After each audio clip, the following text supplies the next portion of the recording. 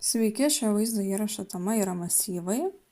Tai masyvai naudojami kelioms reikšmėms saugoti viename kintamajame.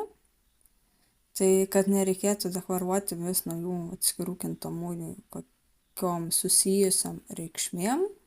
Tai tarkim, turime tam tikrus susijusius sveikuosius skaičius, tai mes visus galime aprašyti tame saugoti reikšmės, tame masyve.